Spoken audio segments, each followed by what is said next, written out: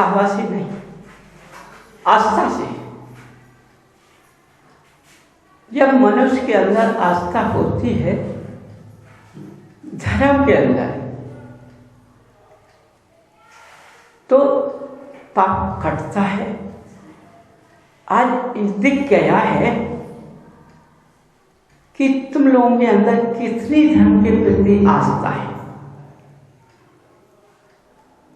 देखो, तुम्हारी जनवाणी बोलती है, तुम्हारी जनवाणी माँ बोलती है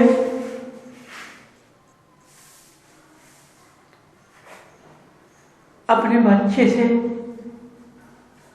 कि देखो, परमपिता के पास जाकर उनसे स्तुति करना, उनके गुणों का पूजन करना, उनके गुणों का व्याख्यान करना, उनके रास्ते पर चलना और अपनी श्रद्धा पर जमाना, दूसरों पर नहीं।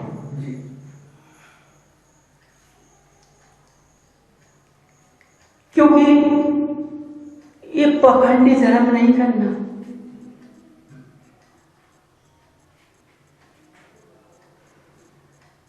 समझो,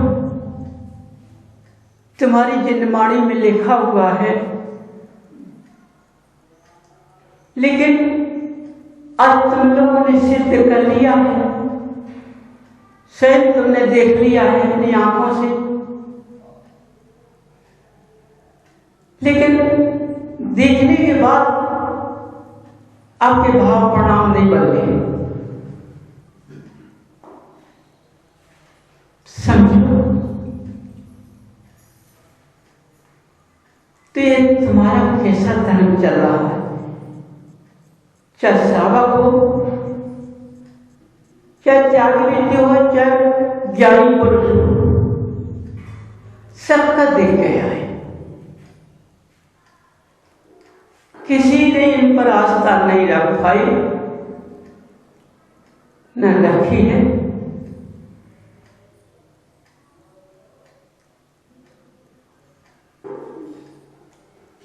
जैसे नदी का पानी, नाले का पानी नदी में मिल जाता है, वैसे मिल गया, लेकिन साफ नहीं हो गया। नाले का पानी तो मिलने से साफ हो जाता है, लेकिन उनको देखने पर, उनके पृथ्वी को देखने पर, उनके रास्ते पर चलने पर, उनका त्याग करने के बाद भी तुम्हारे अंदर उनके गुणों का प्रवेश नहीं हो,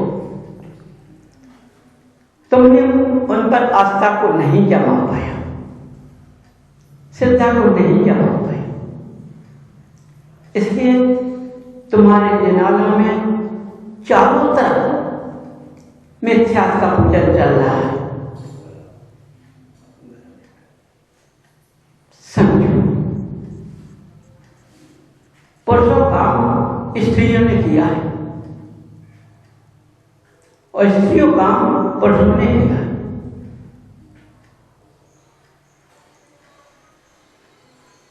तो जहां पवित्रता शुद्धता होती है, वहां वही जीव पहुंचता है जो पहुंचने वाला होता है।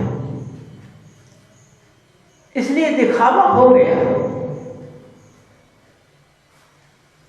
कि अब तुम उस पर पहुंचने वाले नहीं हो, लेकिन ना ज्ञानियों के, ना विद्वानों के, ना श्रावकों के, किसी के भाव जागृत नहीं है मिथ्यात्व क्या है।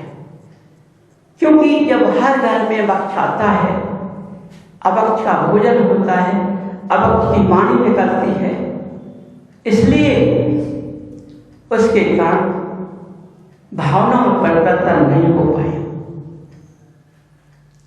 मनो के अंदर ये जागृति पैदा नहीं हुई। पहले मनुष्य यदि भगवान का एक दर्शन नहीं मिलता था एक दिन, तो वह खाना छोड़ देता था, विलाप करता था, मुझसे ऐसा कौन सा पाप हो गया तो आपके दर्शन नहीं मिले। भोजन नहीं करता, नहीं, जब तक दर्शन नहीं होंगे, जब तक मैं भोजन नहीं करूंगा। आज तो तुम्हारे ज्ञानियों ने ऐसे ऐसे रास्ते बता दिए, तो हो सकता आगे करके जिनालों की समाप्ति आ जाए। अभी बढ़ रहे हैं, फिर हर घर के अंदर जिनाला बन जाएगा।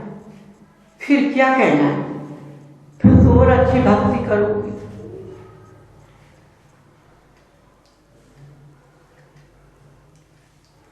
किसी से कोई मतलब नहीं होगा।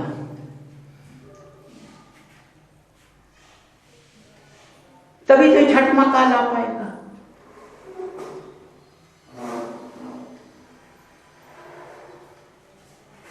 क्योंकि उसका भी समय आने वाला है, इसलिए तो भाव में परिवर्तन नहीं आया।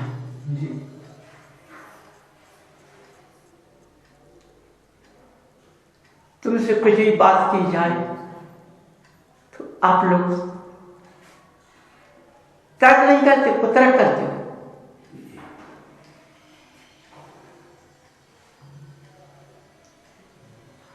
मैंने इसे भाग पक्ष में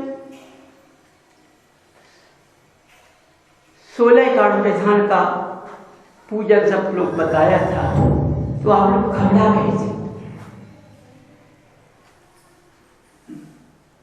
क्योंकि तुमको भावना बदलना हो सकता है कि तुम इस पूजन से, इनका पूजन करने से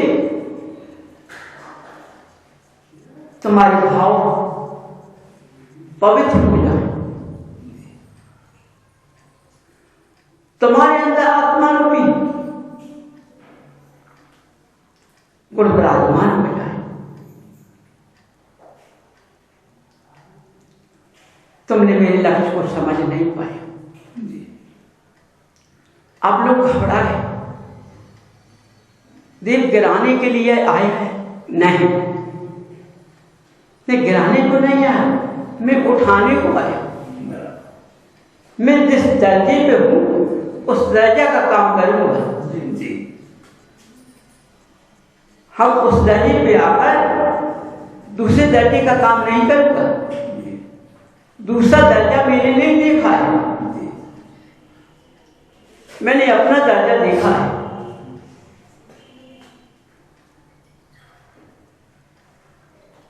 यदि मैं तुम लोगों को गलत रास्ते पर ले जाऊं,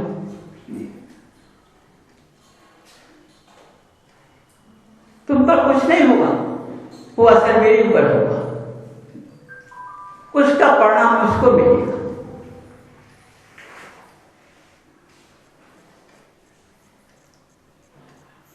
जो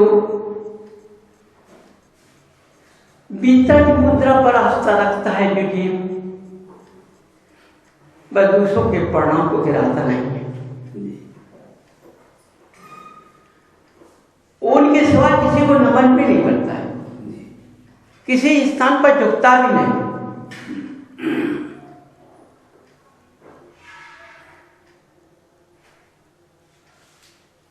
क्योंकि जिनालय को दिख जाता है, मूर्ति भी दिख जाती है, जिन मान से पढ़ले भी थे, लेकिन जो अपने आत्मा का मंदिर है, अपने उद्गल के अंदर जो आत्मा का मंदिर है,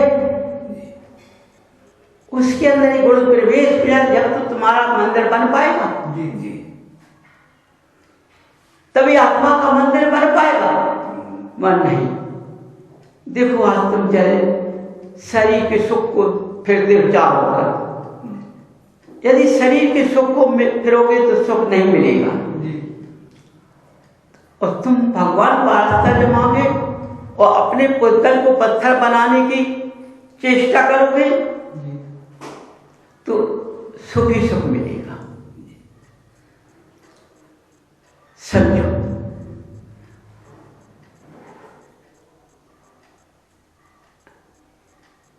तो यह सहन देखो तुम लोग, मुझको क्या देखना है, जो होना था वह हो गया है, उसको कोई रोक नहीं सकता है। कोई कितना भी उपाय कर ले, समझो जब प्रदूषण से ये बीमारी तैयार हो जाती है। मैंने पहले भी कहा था कि देखो परमाणु होते हैं जो तुम्हारे अंदर से निकलते तो उसके अंदर प्रवेश हो जाते हैं, या उसके निकलते तुम्हारे अंदर प्रवेश हो सकते हैं। जी जी। आज उसी परमाणु के हिसाब से ये बीमारी आई है। जी। देखो मनुष्य के अंदर भावना के परमाणु निकल जाते हैं, अंदर से कलेश होता है, यह सुख की प्रगति होती है, पैसे परमाणु आते हैं। तो ये उन्हें जीवों के परमाणु हैं जिन्हों की दुर्दशा हुई है, जिन्हों की हिंसा हुई है, उसका प्रदूषण तैयार हो गया है। आज तुम्हारे अंदर प्रवेश करके ये भी कहा था इसकी बीमारी का कोई इलाज नहीं होगा। नहीं है। मेरी वाणी जो भगवान ने निकाल दी है वो मेरे द्वारा निकली है, वो तुम्हारे प्रत्यक्ष है। मैंने कई बार भी कहा है जो मेरी यहाँ से वाणी निकलेगी वह पत्थर की निकलेगी, मेरी वाणी का काट नहीं कर पाएगा कोई। हाँ, गृहस्थ जीवन मनुष्यों से कहा हो, यदि उसने रास्ता बदल दिया हो तो उसको समय लग सकता है, लेकिन आएगा, रुक नहीं सकता, वाणी नहीं कटेगी। मैं किसको मानता हूं? बीतराग बोल रहा हूं। देखो आदिनाथ के बाद मार्च को दूसरा तीर्थंकर होना था, लेकिन जब उन्होंने सोचा हमको दूसरा तीर्थंकर बनना ही है तो कितना अहंकार आ गया। लेकिन कितने उन्होंने भावों को भोगा, भोगने के बाद 24 में रुके, तीर्थंकर बने, रुके नहीं। इसी तरह से जो आवा यहां से निकलती है वो पूर्ण होगी, किसी प्रकार होगी, कट नहीं सकती है, काटने वाला इस भारत में कोई नहीं।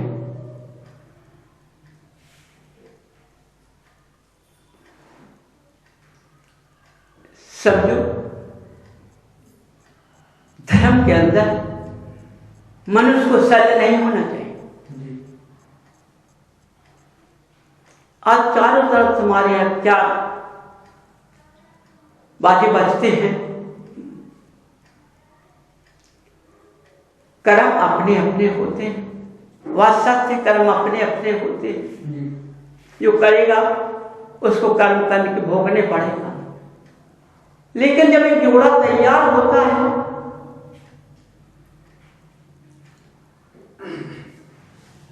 जैसे तुम्हारा दीपक है, उसमें व्यर्थ ना हो, वो बातें ना हो, तो उजेला कैसे होगा? नहीं होगा, है नहीं होगा। इसी तरह से जब दोनों नर माता का से वृक्ष तैयार हो गया तो दोनों को ये रास्ते पर चलना चाहिए।